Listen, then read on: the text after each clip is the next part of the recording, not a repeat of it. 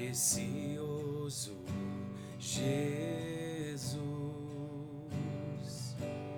aos teus pés aqui estou, que eu poderia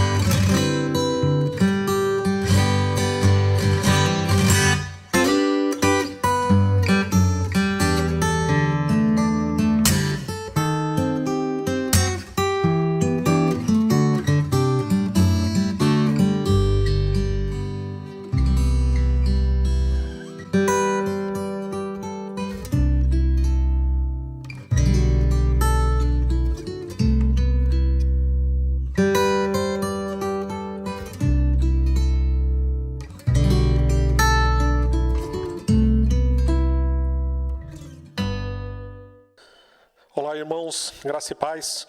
Estamos iniciando agora o módulo 6 do seminário da Igreja Cristã do Morumbi.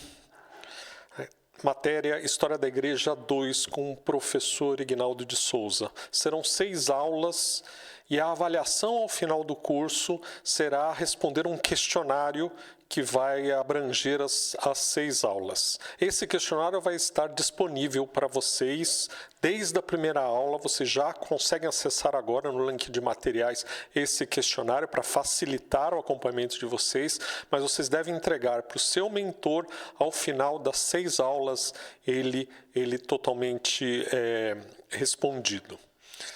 Durante as aulas, em caso de dúvidas, questões, coloque no chat ou mandem um e-mail para mim ou para a secretaria, ou mesmo para o professor, que nós trataremos de estar respondendo a dúvida de vocês.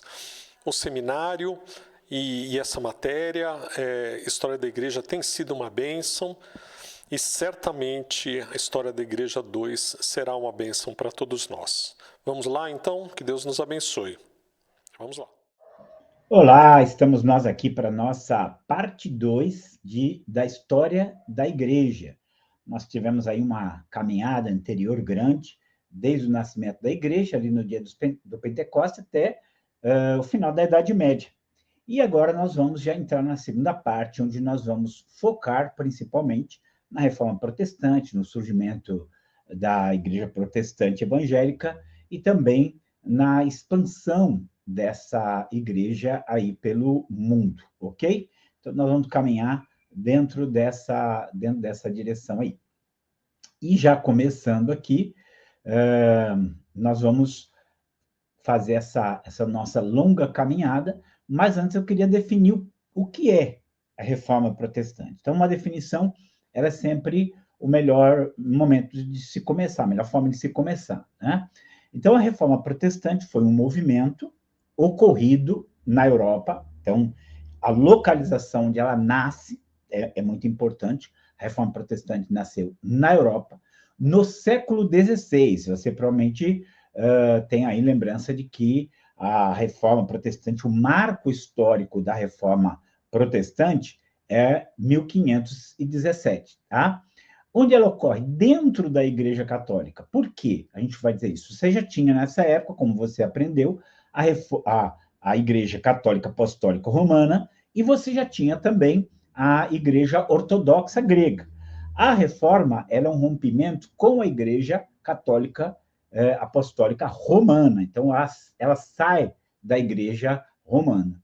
E o que ela faz? Ela rompe com a autoridade de Roma. Ela quebra essa autoridade de Roma e ela vai estabelecer a autoridade sobre ela a partir das Escrituras Sagradas. Isso não é uma mudança pequena, essa é uma mudança muito grande. A autoridade, de repente, não está mais na Igreja Católica Apostólica Romana, não está no papado, não está na sua liderança, não está no seu magistério.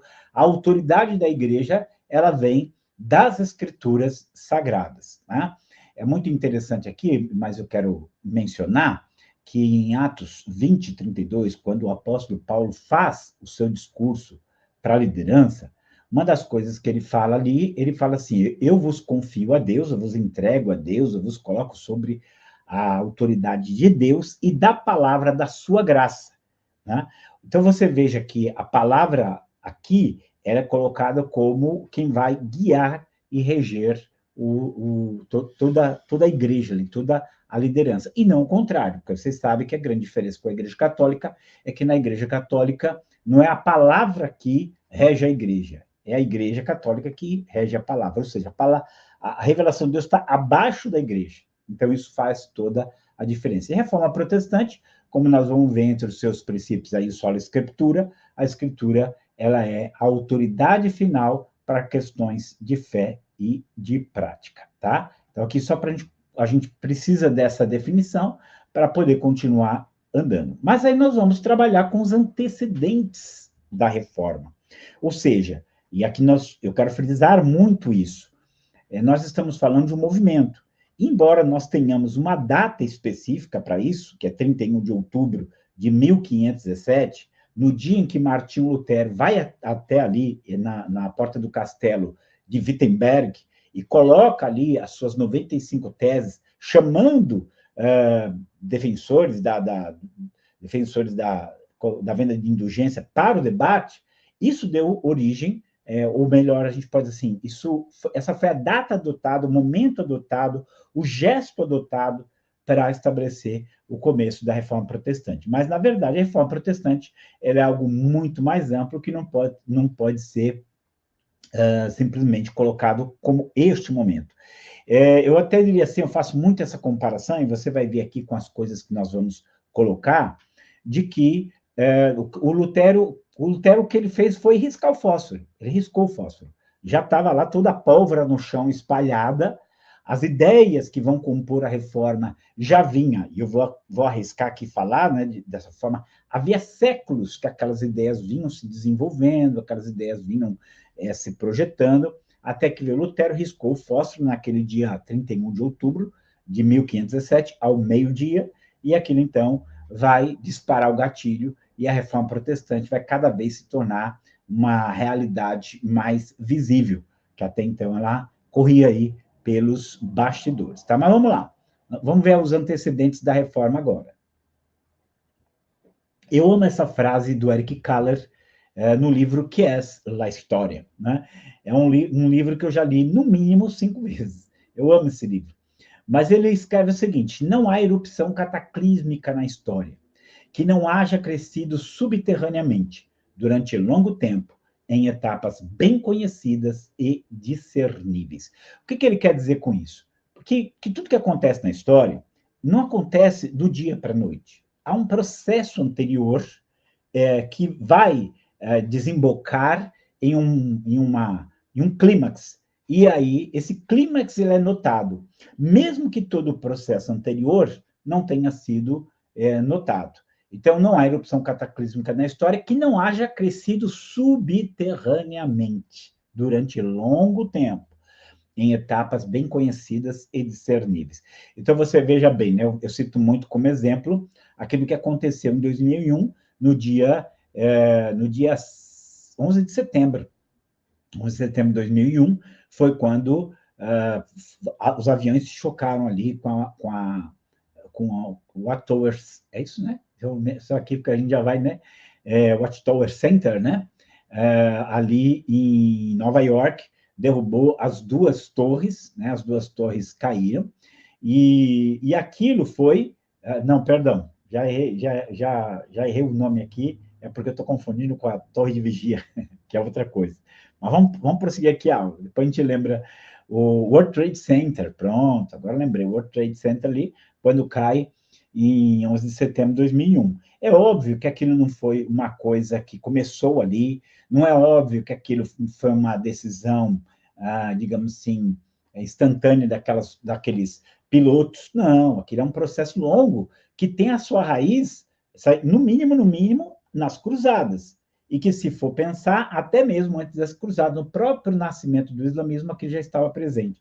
Então, quando você vai investigar as causas daquele aparente acontecimento repentino, quando você vai investigar as causas, você vai chegar lá e vai encontrar já como está escrito, etapas bem conhecidas e discerníveis, tá?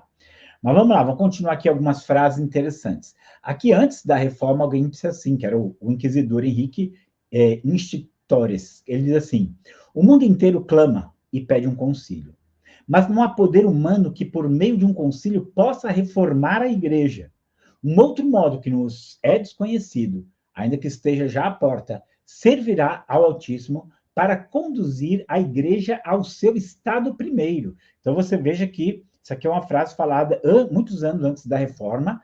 Como nós vamos ver aqui, já havia um clamor por reforma, que não aconteceu, foi rejeitado, mas já havia essa ideia de que precisava fazer uma reforma. E alguns chamavam um concílio, mas falavam, o concílio não vai ter poder, Deus tem os seus meios. Né? Deus tem os seus meios. Não era como eles queriam, mas aconteceu. Mas vamos lá. Uma frase aqui também do historiador da reforma, que é o Daubigné, ele fala o seguinte: a reforma foi, pela providência de Deus, preparada pouco a pouco em 3 mundos diferentes, político, eclesiástico e literário. Político, eclesiástico e literário.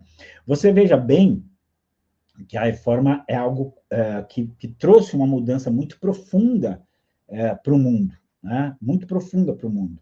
Eu talvez tenha falado em alguma aula anterior, mas eu lembro da minha professora de história, que não tinha nada de protestante, mas que ela entendia que a reforma protestante talvez tenha sido o grande marco que fez que fez com que a história fosse da Idade Média para a Idade Moderna, mais do que a queda de Constantinopla em 1453, mais do que a descoberta da América em 1500, em 1517, a reforma protestante teria sido essa transformação que foi dada ao mundo. Só que Deus foi preparando tudo isso, na política, no meio eclesiástico, no próprio meio literário, na própria cultura, de uma maneira geral, isso estava sendo estabelecido. E aqui uma frase de um teólogo muito apreciado, que é o Alistair McGrath, que ele diz o seguinte: há um reconhecimento cada vez maior por parte dos estudiosos da Reforma que nem os acontecimentos e nem as ideias do século XVI podem ser devidamente compreendidos, a menos que sejam considerados como ponto culminante, lembra que eu usei essa frase, de progressos ocorridos ao longo dos séculos XIV e XV. Então, aquilo que nós já vimos, inclusive, no final ali da parte 1 da história da Igreja. Você já tinha ali nos séculos XIII, XIV, XV, elementos que vão desaguar na Reforma Protestante. Então, não começa ali no século XVI, não começa em 1517. Na verdade, o Lutero, o dia 17 de... o dia 31 de outubro de 1517 é apenas um momento em que todas essas forças históricas, todas essas convergências históricas, elas culminam ali na Reforma Protestante, ok? Bom, na verdade, nós vamos falar aqui de fatores religiosos, fatores políticos e econômicos e fatores culturais que foram responsáveis pela Reforma Protestante, tá? Embora os fatores religiosos, eles sejam os mais importantes, mas os fatores políticos, econômicos e culturais também estão ali presentes, né? Mesmo quando a gente fala assim, nós vamos ver isso, quando a gente fala assim, foi o Lutero que fez a reforma. Não foi, gente, foi Deus. O Lutero apenas foi aquela pessoa que canalizou dentro dele aquilo que já vinha sendo manifestado de várias maneiras diferentes. Então, o que nós teremos, né, de fato, o que nós teremos ali, simplesmente o culminar de algo que começa muito antes e que vai desaguar aí na Reforma Protestante. Mas vamos ver cada um desses fatores, tá? Vamos lá, começar com fatores religiosos. Quais são os fatores que nós podemos enumerar aqui? Primeiro deles, a decadência da Igreja de Roma. Então, há uma decadência moral, uma decadência espiritual, uma decadência teológica, nós podemos dizer, e que vai ser responsável pela reforma. Nós temos os místicos, que nós vamos ver por que eles são importantes, temos a crise do cristianismo e temos os pré-reformadores, ok? Então, são 4 pontos que nós vamos tratar aqui na questão dos fatores religiosos. Vamos começar com a decadência de Roma aqui, né?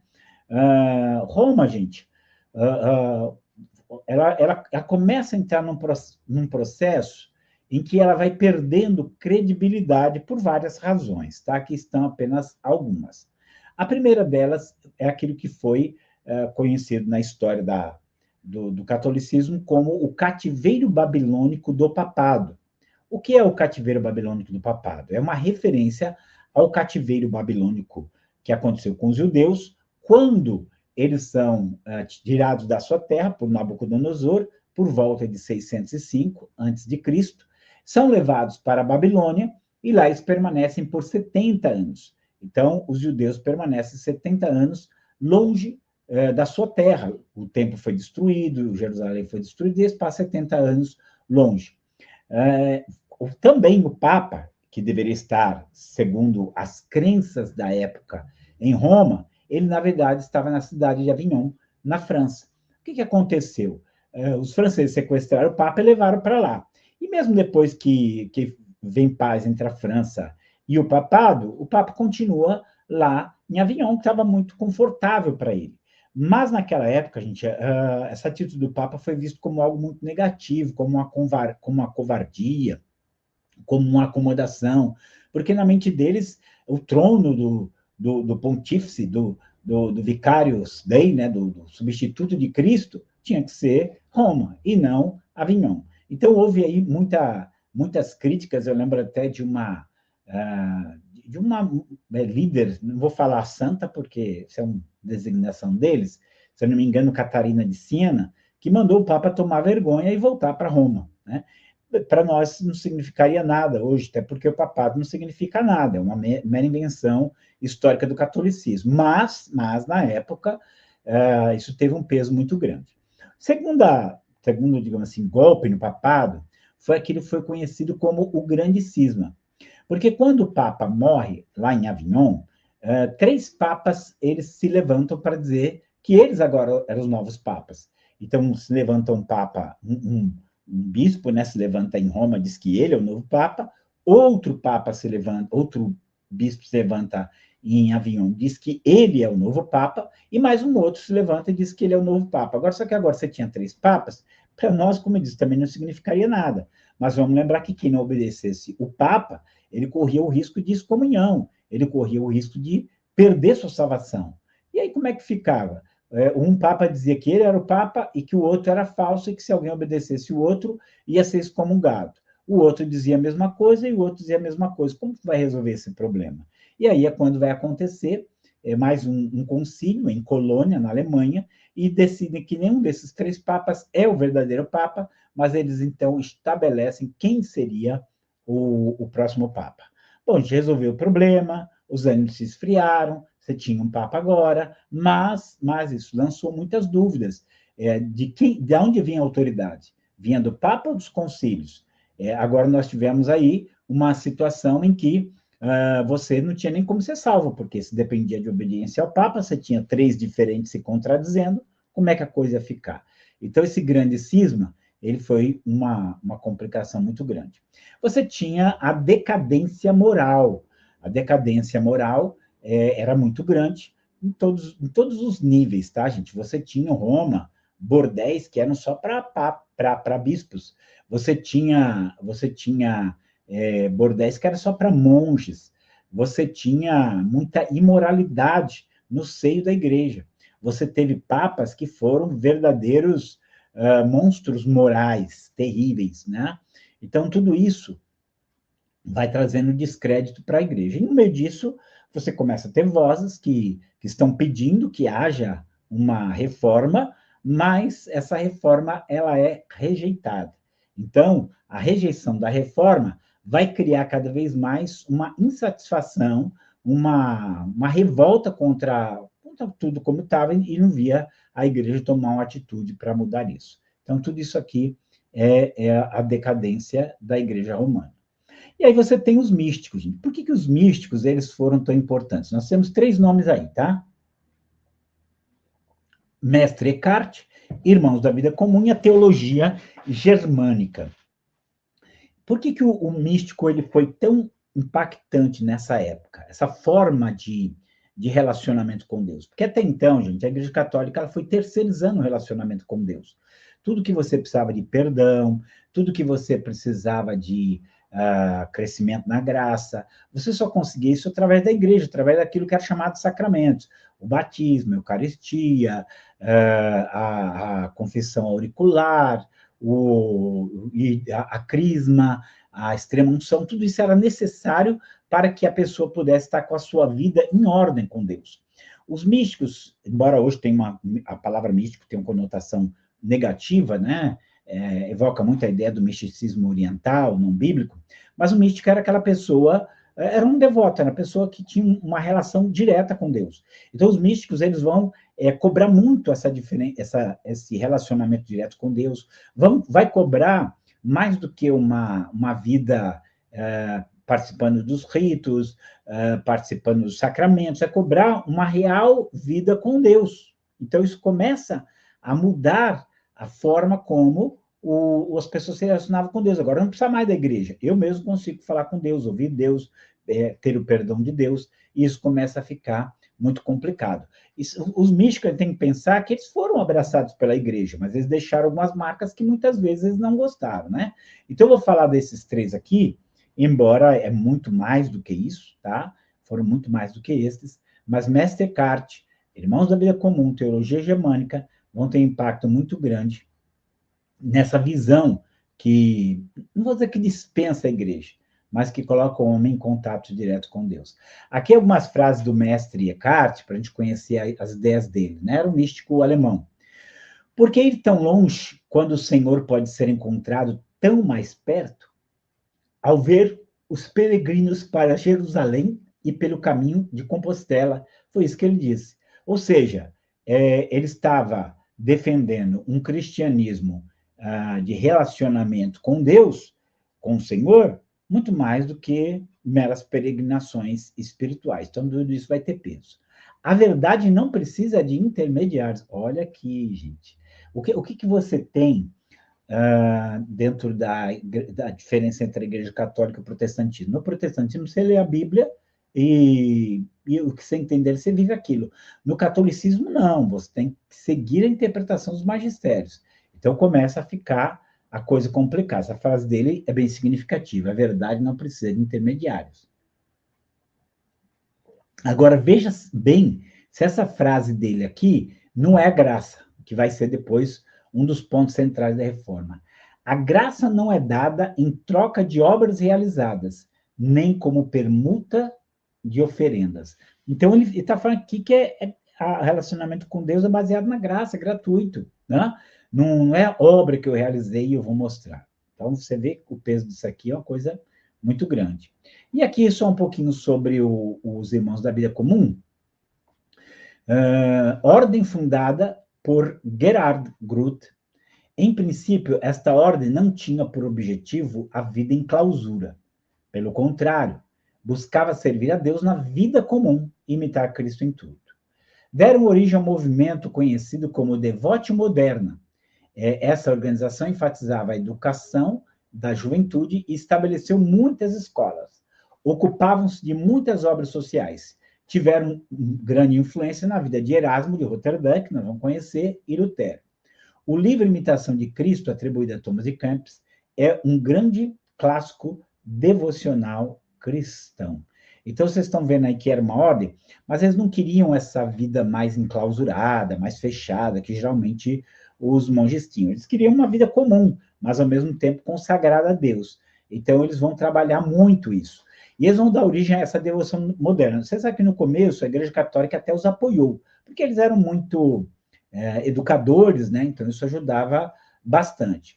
O problema é que, com o passar do tempo, as pessoas começam a ver que elas podem ter um relacionamento com Deus com menos dependência ali dos rituais e dos sacramentos da igreja. E a coisa começa a ficar complicada. Mas mesmo assim, eles eram da área da educação, fizeram muitas obras, muitas coisas boas, influenciaram Erasmo e Lutero, ou seja, influenciaram a reforma protestante, mas existe um livro deles que até hoje é difundido, é um dos livros marcantes da minha vida, cada 2, 3 anos eu releio, né, que chama-se Imitação de Cristo. Foi um livro muito impactante para a minha vida, assim, no andar com Deus, né?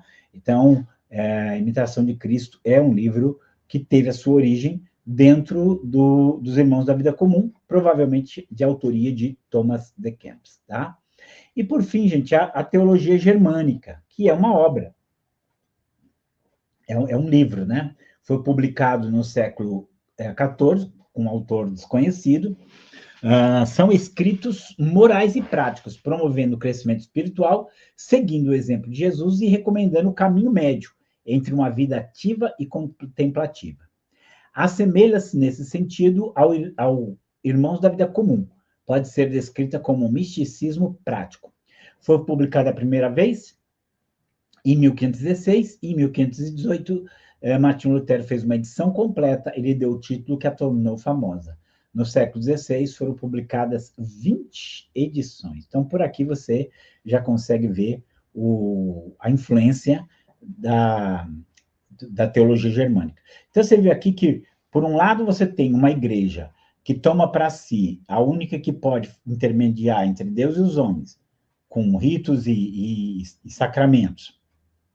Depois você tem um grupo que começa a dizer, não, nós podemos clamar ao Senhor e ouvi-lo, nós podemos nos relacionar direto com Deus.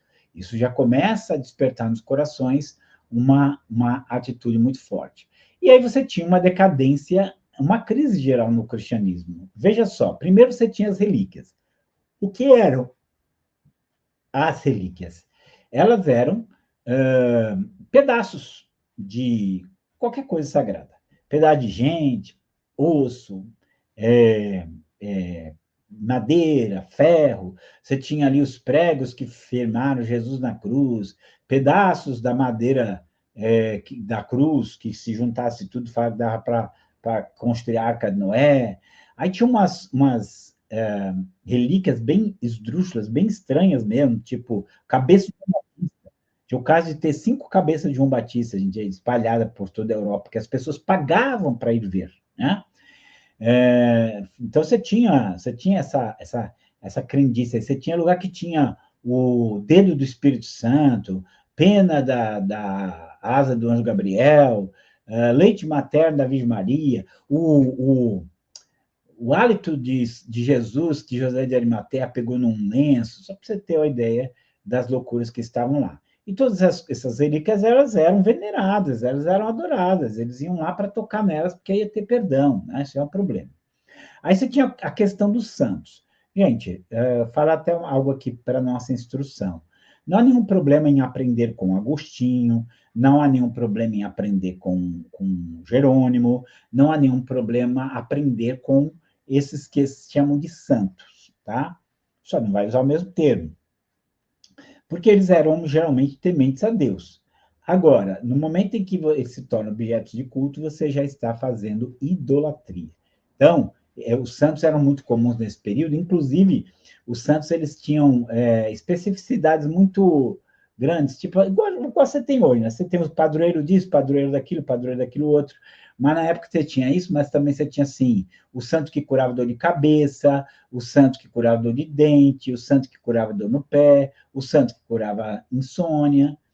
E o grande problema nessa abordagem, né, é que ela nada mais era do que um paganismo disfarçado, né? Então, isso multiplica muito na Idade Média. Muita superstição, muita ignorância com relação às verdades bíblicas, ninguém sabia nada. Inclusive, até mesmo os padres, eles eram muito ignorantes com relação à teologia, tá? As coisas espirituais.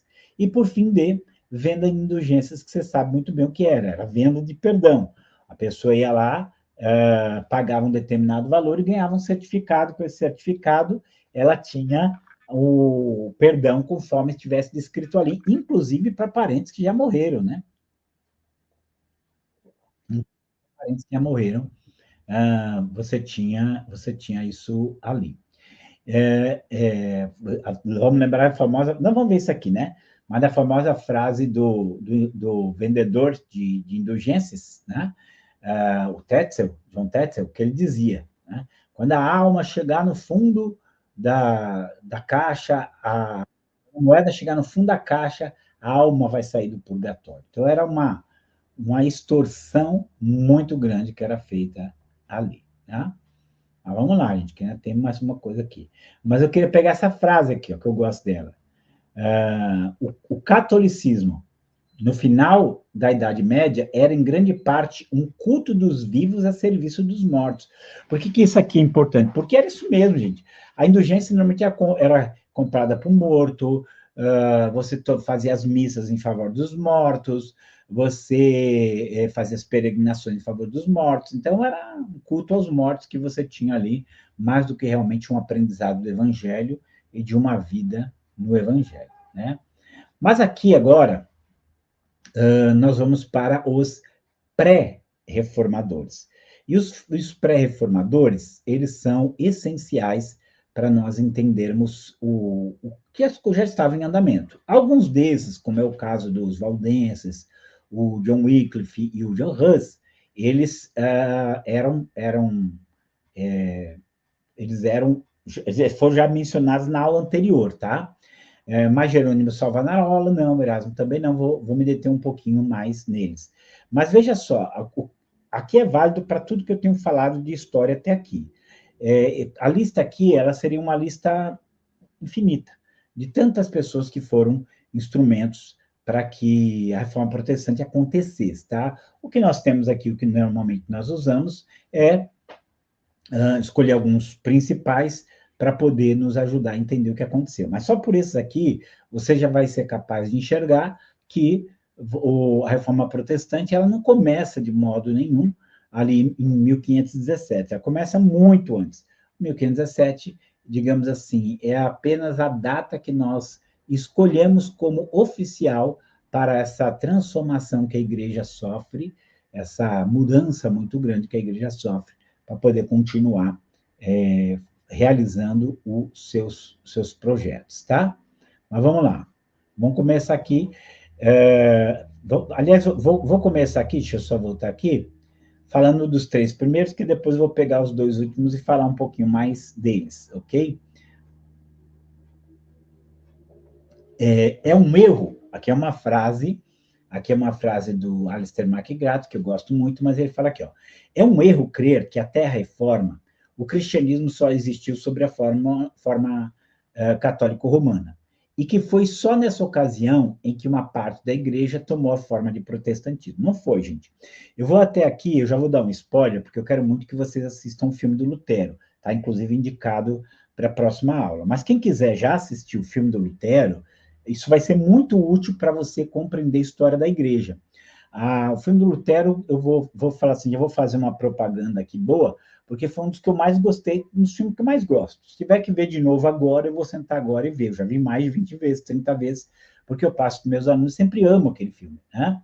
E ele vai nos dando algumas ideias de como eram as coisas.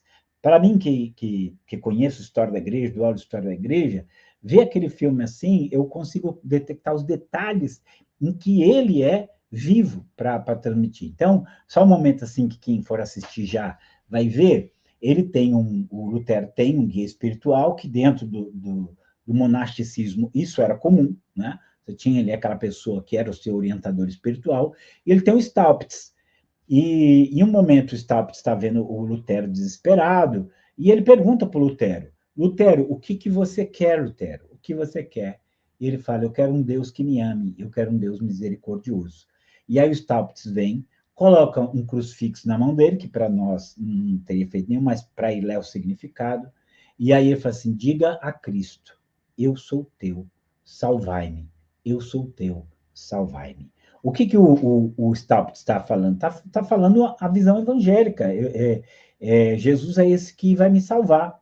Então, as ideias, como eu disse, elas já estavam ali circulando, elas eram ideias vivas, mas elas precisavam, digamos assim, de um rompimento muito maior do que tinha tido até então. Então, a visão real é que você já tinha ali.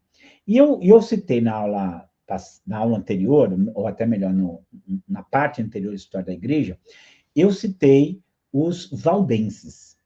E os valdenses, gente, eles são um grupo muito, como eu posso dizer assim, muito curioso, porque os valdenses, eles já tinham assumido, veja só, isso no final do século XII. Sabe quando é o final do século XII? O ano 1100 e alguma coisa. 185, 186, por aí. Os valdenses já existiam.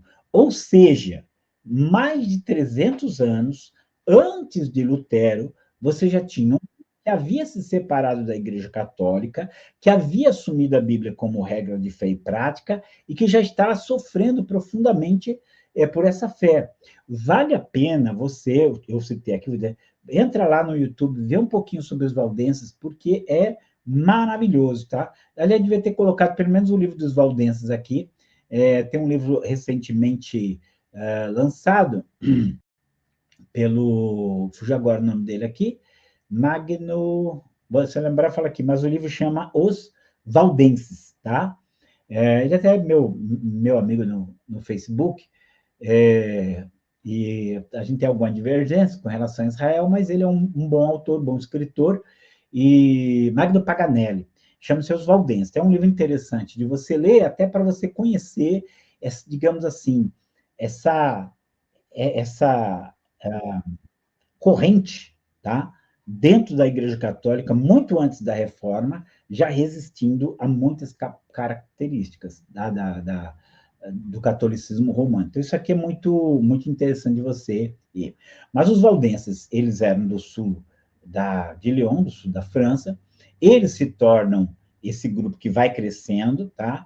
Quando a Igreja Católica percebe a existência deles, porque já eram muito grandes, já tinham vários grupos formando lideranças, os jovens já estavam indo para as universidades, porque era a época das universidades surgindo também na Europa, os jovens valdenses iam para a universidade como missionários para evangelizar.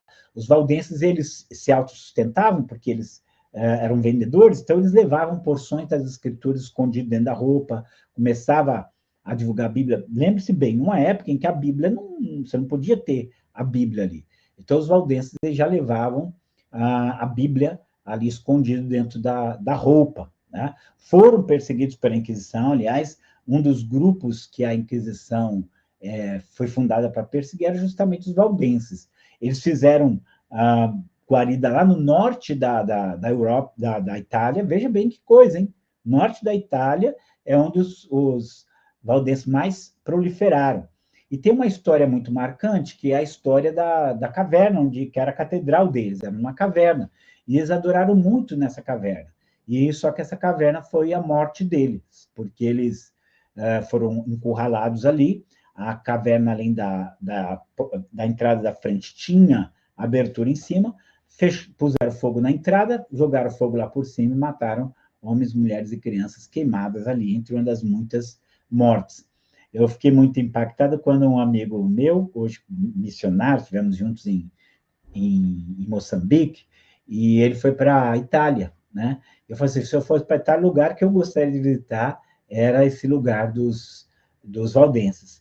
E ele pegou e hoje está se tornando um lugar turístico muito frequentado, né? Ali a região dos valdenses se estabeleceram em Piemonte, né? E aí ele mostrou a foto de uma caverna e falou, você sabe que lugar é esse? E eu falei, sei, essas são as cavernas dos valdenses. Aí ele não imaginava que eu soubesse, mas é minha área, né? Uma das minhas áreas é a história aí da igreja. Então foi muito bom, né? Foi muito bom, assim, ter sabido dessa, como eu posso, desse turismo que hoje acontece lá. Então os valdenses foram muito importantes. E os valdenses, só para vocês terem ideia, também vou dar mais um spoiler, talvez tenha falado no anterior, mas se não for, já reforço aqui. Quando Lutero começa a pregar, acho que eu falei, mas se não falei, estou falando, se falei, estou repetindo, tá? Quando o Lutero começa a propagar os ensinos dele, combater algumas coisas dentro da Igreja Católica, as pessoas começam a acusá-lo, né, de estar fomentando as heresias dos valdenses e dos russitas. E aí Lutero, não, no primeiro momento Lutero falou, não tem nada a ver com eles, tal, são as escrituras, estou lendo as escrituras. Mais tarde, quando o pessoal começa a refazer essa assinatura, essa acusação, o Lutero vai lá e fala assim, não, realmente eu estou repetindo aquilo que os valdenses e os russitas disseram, porque aquilo que eles disseram é a verdade. Então você veja só, isso aqui é muito importante para a gente entender que com Lutero, o que acontece ali é um rompimento, digamos, oficial, um rompimento claro com determinados tipos de verdade. Um rompimento que até então os valdenses fizeram, mas eles eram tidos como hereges, não eram pessoas com peso político, econômico e tal, então não teve muita mudança. Mas lá, 300 anos depois, é quando essa ruptura vai acontecer de fato, né? Então, o primeiro que eu queria falar é esse aí. O segundo grupo que eu quero falar, o segundo ponto, né, que eu falo, é o John Wycliffe. Eu já falei dele, tá? Mas não vamos falar de novo, porque o Wycliffe, ele foi o grande pré-reformador da Inglaterra.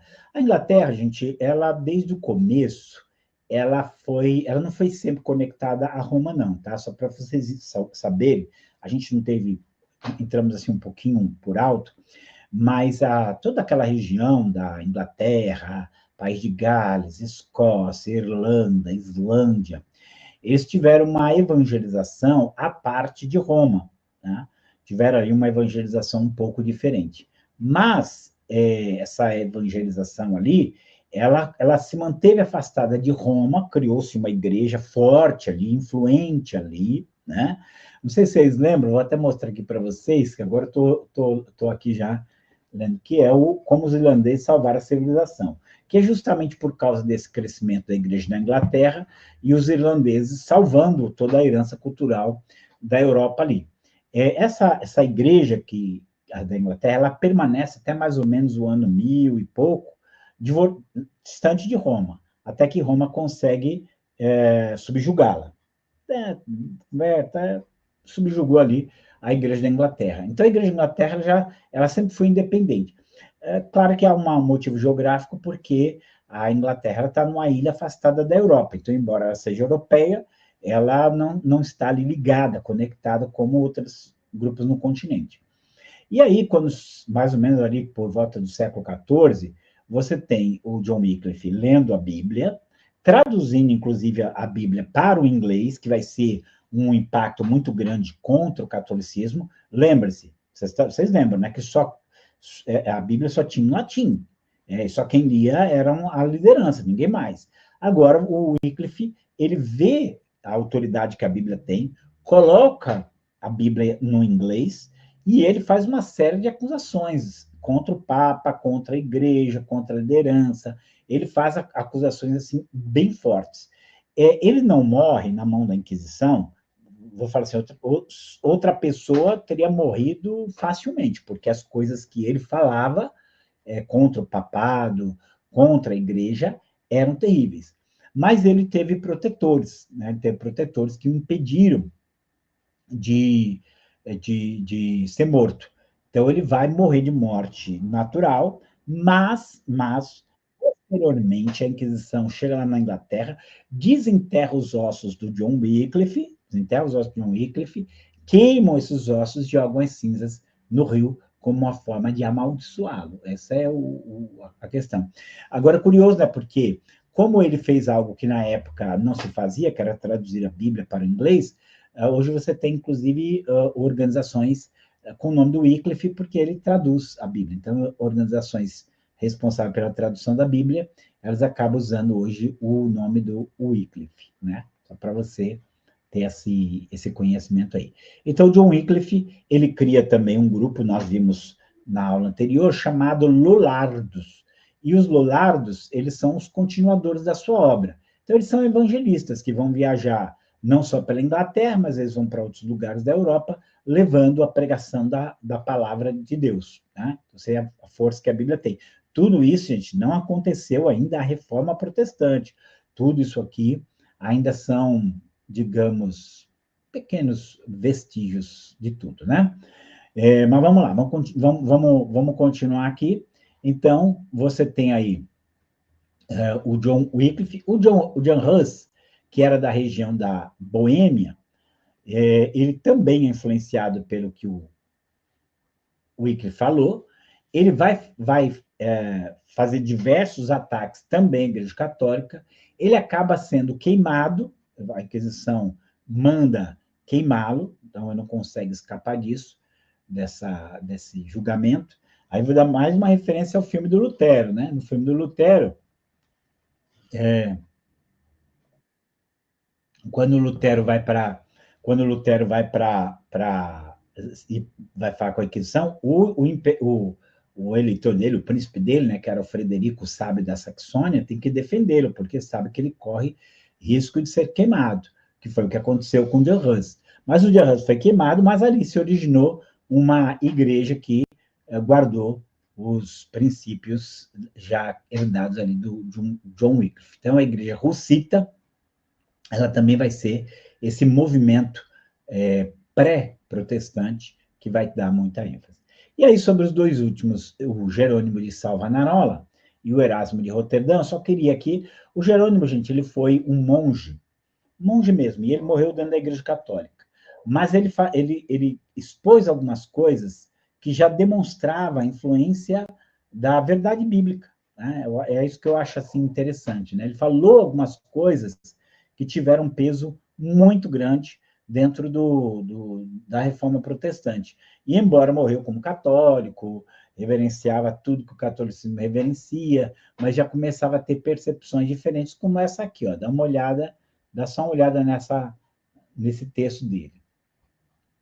Deus perdoa o pecado ao homem e o justifica por misericórdia, porquanto, por suas obras, ninguém poderá ser salvo. Gente, isso aqui fala a verdade, isso aqui é reforma pura, né? Ninguém vai poder ser salvo por suas próprias obras. Ninguém pode se gloriar de si mesmo, e se em presença de Deus se perguntasse a todos os justos, fostes salvos por sua própria força, todos unanimemente exclamariam, não nos seja dada a glória a nós, mas sim ao teu nome, Senhor. Portanto, ó Deus, eu imploro a tua misericórdia, e não te apresento a minha justiça. Quando, porém, por graça me justificas, então me pertence a tua justiça, porque a graça é a justiça de Deus. Então, você está vendo aqui o quão forte foi essa visão, que é uma visão evangélica. Essa é o sola escritura, é o sola gratia, sola fide aqui, evidente, claro, de alguém que viveu como monge, morreu como monge, e teve um grande destaque na República de Florença, né? Ele foi, assim, um monge florentino impactante. Ele acabou sendo morto porque ele começa a criticar os papas também, criticar a liderança, e isso acaba pesando sobre a vida dele. Mas você vê que você tem, então, vários vestígios aqui que são importantes. Aí eu queria ir para o próximo, que é o Erasmo de Roterdã. Eu vou aqui ter uma listinha falando do Erasmo de Roterdã. Deixa eu ver se tinha aqui, acho que não tem uma imagem dele aqui, mas vamos lá. Ele é um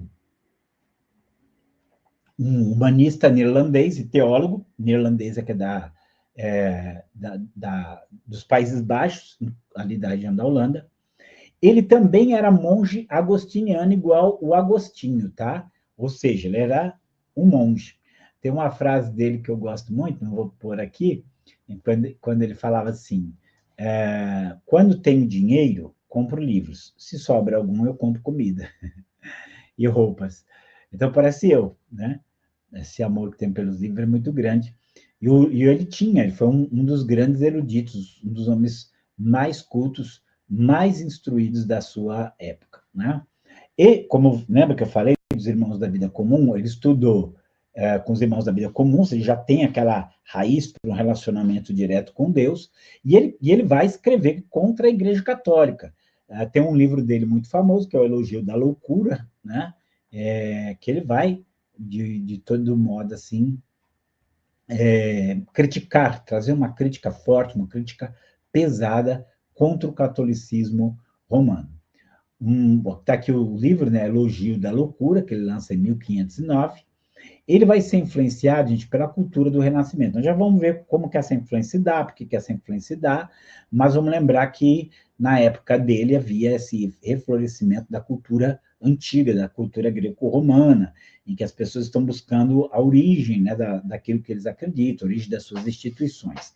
E o grande ato dele foi uma nova versão do Novo Testamento grego, que ele já lança em 1516, e que depois ele lança uma versão latina. O que era isso, gente? Ele estava dando ali o evangelho para os eruditos, ele estava trazendo o evangelho para pessoas de cultura. Ele é um homem de muita cultura, um homem de muito conhecimento, então ele está trazendo para essas pessoas. Ele vai ser amigo do Lutero, mesmo que o Lutero depois vai brigar com ele, mas ele foi amigo do Lutero.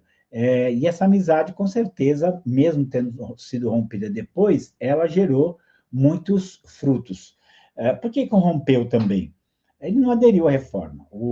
Depois, o que vai acontecer é que, digamos assim, ele achou que o Lutero estava indo longe demais quando faz o rompimento. Aliás, todo mundo, né? Tem uma cena também que eu amo no filme do Lutero, quando ele já está para ir para a dieta de Worms, e e aí o Stop está cortando o cabelo dele, e aí ele fala, né, que o Lutero estava destruindo a igreja, né?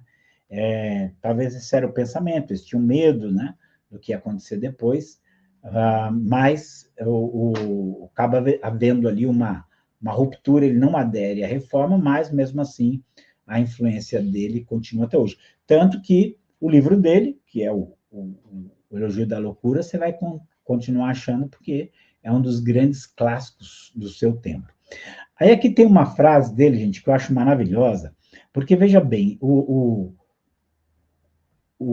Erasmo de Roterdã, ele escreve essa frase quando ele ainda está ali, não aconteceu a reforma, a Bíblia que ele tem é em grego, mas ele tem uma visão das escrituras no mundo inteiro, para todo mundo, inclusive para as pessoas simples. Então ele escreve essa frase aqui que eu acho maravilhosa. Cristo deseja que seus mistérios sejam publicados tão abertamente quanto possível. Ninguém imaginava da Bíblia ter essa popularidade que tem hoje. Eu gostaria que a mais simples das mulheres pudesse ler os evangelhos e as epístolas paulinas. Gente, isso aqui é um negócio tremendo que ele fala. Naquela época nem todo mundo sabia ler, mas ele já está falando em pessoas simples lendo o evangelho e as epístolas, porque você sabe que a reforma protestante ela trouxe um avanço muito grande na educação, tá? Por quê? Porque o protestantismo se assenta na base da Bíblia. Ele precisa de pessoas que saibam ler para ler a Bíblia. E então ele acaba sendo um fomento muito grande para a alfabetização. Aí, olha, ele continua aqui dizendo: tudo que eu gostaria é que esses textos, ou seja, os evangelhos das epístolas, fossem traduzidos em todas as línguas e pudessem ser lidos e entendidos não apenas pelos escoceses e irlandeses, mas também pelos turcos e pelos sarracenos. Que assim, como resultado, o fazendeiro cantasse alguns dos seus versos quando arasse a terra. O tecelão os murmurasse enquanto girasse o seu tear. O viajante diminuísse o peso da jornada com histórias desse tipo. Que todas as conversas dos cristãos fossem extraídas dessas fontes. Olha que coisa bonita aqui. Quando a pessoa está lavando louça, está, sei lá, correndo e cantando a ele a glória, né? Porque dele, por ele, para ele são todas as coisas, glória a ele eternamente, ela está fazendo o que o Erasmo gostaria que fosse feito. Então, assim, esse poder grande das escrituras é algo fortemente marcante. Mas vamos lá. Há também outros fatores que a gente tem que levar em consideração aqui. Fatores políticos e econômicos. Primeiro, nacionalismo. O que quer dizer com isso, gente? As pessoas começam a ter consciência do valor do lugar onde elas nasceram e criar essa identidade de grupo. Então, ele começa, não, eu sou alemão, não, eu sou francês, não, eu sou holandês, não, eu sou inglês. Então, começa a haver essa valorização das suas origens, das suas raízes, do seu contexto geográfico ali, né? E isso vai gerar muito conflito com a autoridade papal. Por quê, gente? Porque o Papa, na verdade, ele funcionava como uma espécie de supragovernante. Ele estava acima de todos os governantes ali. E agora, quando as nações começam a querer ter a sua própria vida, sua própria identidade, sem prestar tanto contas a Roma, sem estar sujeito a Roma, eles começam a ficar contentes, né? Eles começam a desejar muito isso no nacionalismo. Então, o conflito com a autoridade papal não tem jeito, vai acontecer. E outro ponto, né? Veja só, a igreja ela recolhia o dízimo, que era um imposto, outros impostos mais, e mandava tudo para Roma. Num conflito esse de nacionalismo, até eu vou citar outra citação do livro aqui do Lutero, quando alguém grita assim, dinheiro alemão para a igreja alemã. Né? O que ele está falando isso? Ele está dizendo, vocês estão pegando, vêm aqui, vocês pegam dinheiro e levam o dinheiro para lá. Não, isso está errado, isso está errado. Então, o que é isso? A evasão de divisas é algo que começa a incomodar, né? Tudo isso aqui, gente, é um processo longo, começa a incomodar, porque as pessoas querem ter a sua própria identidade, não querem ser um mero apêndice do governo romano, né, apostólico romano, não quer isso. E aí é onde não quer que o dinheiro que poderia ser investido ali vá para Roma, você não mora em Roma, né? Então, tudo isso vai ser um impulso. E a ascensão da burguesia também, gente, porque agora você não só tem os nobres, o clero e o povo, você tem a burguesia, que é um pessoal que é de origem humilde, mas que realmente prosperou com o comércio, realmente prosperou abundantemente, até com empréstimo a juros e tudo mais. Então, essa ascensão da burguesia, dessa capacidade de produzir, de enriquecer, tudo isso aí vai ser um apoio muito grande para o protestantismo, tá? Esses grupos vão apoiar os protestantes. Vamos lá, o Renascimento, culturalmente agora aqui falando, né? O Renascimento, gente, ele é um movimento que busca resgatar as fontes antigas, antes da Idade Média. E óbvio que ele vai procurar fontes não bíblicas. Mas, por outro lado, gente, você tinha os humanistas bíblicos, que eles começam a querer também olhar para o passado. Então, o que acontecia? Ele olhava para a igreja, isso aqui é para a gente entender. O Renascimento, ele vai interferir. Ele olhava para a igreja, da sua época, e falava, mas é assim mesmo que é o cristianismo? Ou ele deveria ser diferente? Ou ele pode ser diferente? Aí, o que ele faz? Ele vai buscar as fontes originais da igreja. Quais são as fontes originais da igreja? O Novo Testamento.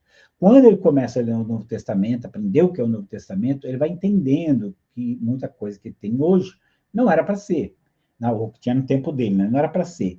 Então ele começa a fazer a comparação com a igreja do Novo Testamento e a igreja que ele estava vivendo. E aí, então, ele vai procurar se afastar daquele modelo, daquele contexto, para um modelo cada vez mais bíblico, que essa é a grande tônica da reforma. Então, de uma maneira indireta, a gente pode dizer que o Renascimento ele vai ajudar. E, por fim, gente, a gente não pode deixar de falar da invenção da imprensa. Por quê? A invenção da imprensa, ali em 1430, ela ia ser vital para a impressão de Bíblias e divulgação das ideias da reforma. Então, um livro que demorava, era feito à mão, era muito demorado, ele agora pode ser produzido em uma quantidade rápida e muito grande, em pouco tempo você tem ali um livro impresso e distribuído. A gente não tem ideia do quanto isso é impactante em toda a reforma, em tudo, né? Inclusive a invenção da imprensa com a da rádio, TV e internet. Imagina assim, eu e você vivemos a invenção da internet, nós sabemos como que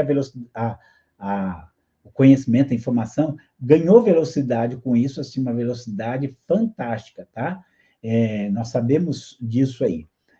E aí a gente pode dizer que a imprensa ela teve o mesmo efeito na época. Um livro que demorava muito tempo para ser escrito, agora ele vai ser escrito rapidinho. Claro que, como nós vamos ver, houve uma barreira sobre isso aí, e é importante para que a gente não venha cair em nenhum laço. Só pegando aqui, olhando ali, Reforma Protestante, 1517. Para nós irmos nos localizando na nossa história, ok? Bom, eu penso que é isso.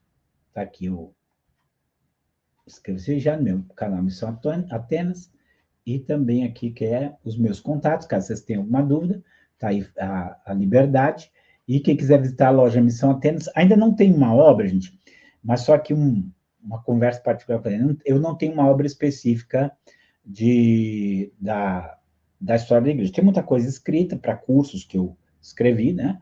Mas eu gostaria de fazer, ainda são umas coisas no meu coração, nós podemos ter um mínimo da história da igreja que nos ajudaria bastante, né?